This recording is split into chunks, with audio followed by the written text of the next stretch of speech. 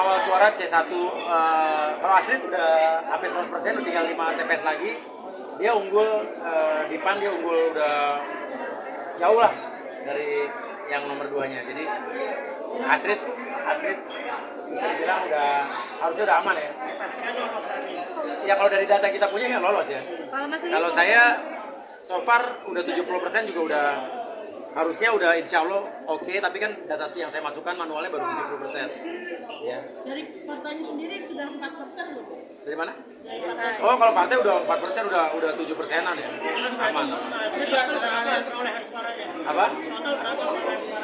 Total dia udah belasan ribu lah pokoknya. Ya untuk DPRD ya. Dan totalnya udah 1.000 lebih suaranya, udah beda jauh lah sama yang di bawahnya. Saya total yang saya hitung udah 70% tuh udah sama 3 negara luar negeri. Saya udah 70.000 sendiri, untuk total sama partai udah 130 sekian ribu. Iya, kalau saya sendiri udah 70 ribuan itu, tapi masih 70% TPS dan belum termasuk Malaysia, belum termasuk negara baru Hong Kong, Taiwan, Singapura. Apa? Untuk mengawal suara sendiri, jadi kita ngerekap semua data C1 plano lengkap. Kita ngerekap di rekapitulasi data sendiri. Setiap TPS ini penuh 100%. Aceh udah 100%.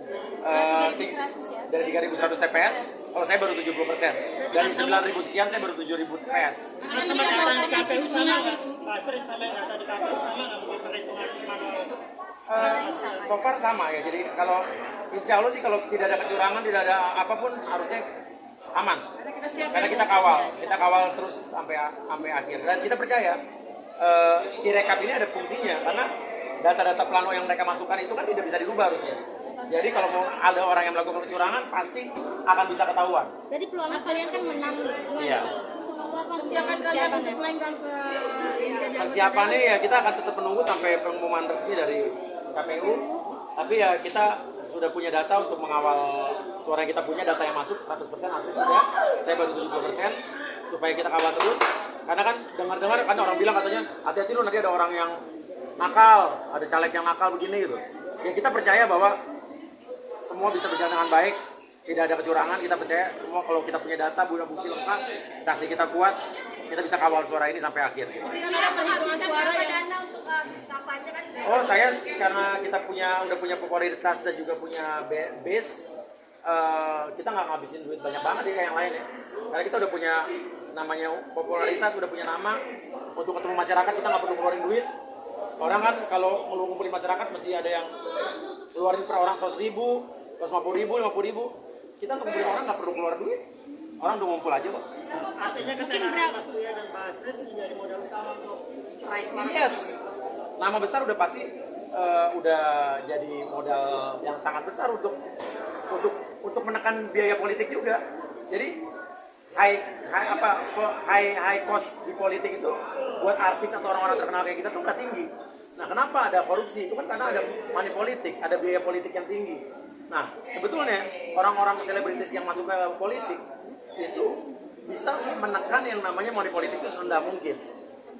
Mungkin Ya. kalau kalian berapa mungkin keluarnya? Kita belum ngitung ya, cuman yang jelas jauh lebih kecil dibanding caleg-caleg lain, gitu aja deh.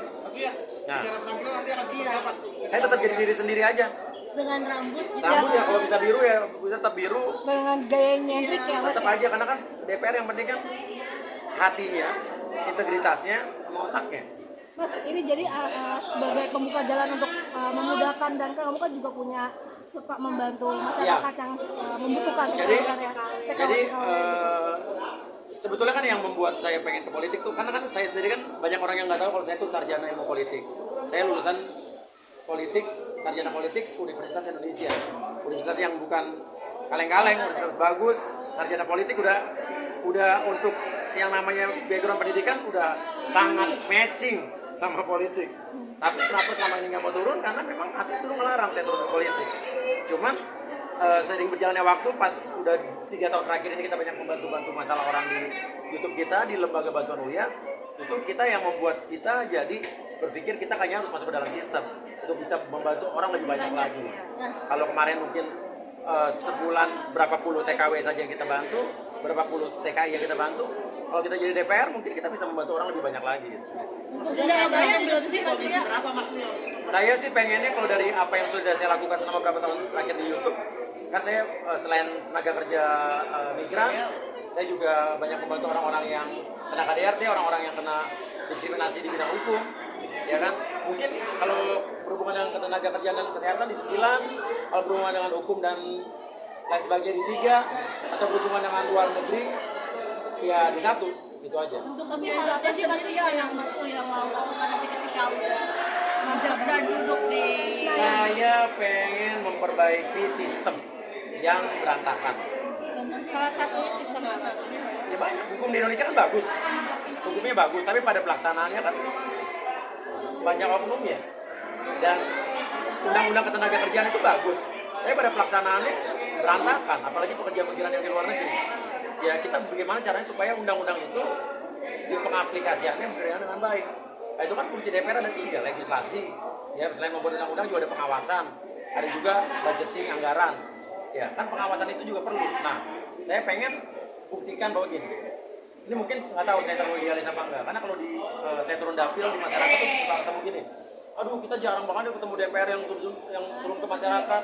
Kita jarang banget ya ketemu DPR yang datang lagi ke kita pas sudah jadi. Saya punya cita-cita pengen jadi DPR yang nanti merupakan percontohan. Orang membuli kita bahwa artis aja bisa apa sih turun ke DPR. Kita pengen jadi percontohan bahwa kita adalah anggota DPR walaupun kita dari artis, yang kita akan menjadi wakil rakyat yang sesungguhnya. Oh, akan terus. Jadi Kita kita turun ke walaupun masyarakat. nanti sudah jadi kita tetap ada yang namanya akan ketemu lagi karena kita pengen jadi jembatan. Benar-benar untuk masyarakat itu ada jembatannya menuju ke pemerintah istilahnya gitu. Aspirasi mereka tuh ada jembatannya. Kita pengen orang terbuka pikirannya bahwa oh ternyata kita Kita kerja, kita nggak seperti ya asli nggak seperti yang kita pikirnya gitu. Mas Uyam sama Katrit mungkin ada nggak sih alasan terjun ke DPR tuh karena nggak selamanya artis tuh berada di titik yang atas mungkin Sebetulnya kalau ditanya penghasilan gue jadi artis sama DPR ya pasti gedean jadi artis jauh. Ya harus jauh. Tapi apa kan hidup tuh nggak melulu perkara cari duit pak. Mungkin orang ngelihatnya ya lo bullshit lo peres lo enggak. Sakit covid yang gue derita 3 tahun yang lalu itu yang membuat gue tuh merubah hidup kita, bahwa hidup nggak perkara melulu cuman selalu cari duit doang, hidup nggak perkara duniawi doang. Iya. Beda mbak, kalau orang yang kita bantu dia terima kasih, kita udah kebantu, masalah kita udah selesai, itu beda rasanya. Iya. Oh iya, emang itu tujuan kita. Tujuan kita dari kalau kita pun berdua terpilih kita tetap turun. Kita tetap turun Itu kita akan ke buktikan masyarakat, kok. itu akan kita buktikan. Iya. Kita akan tetap turun ke masyarakat, kita menampung aspirasi mereka, ada permasalahan apa, apalagi kalau saya nanti di Jakarta khususnya. Saya akan terus tetap turun tiap 6 bulan, tapi ini kita akan tetap bertemu sama masyarakat. untuk uang gaji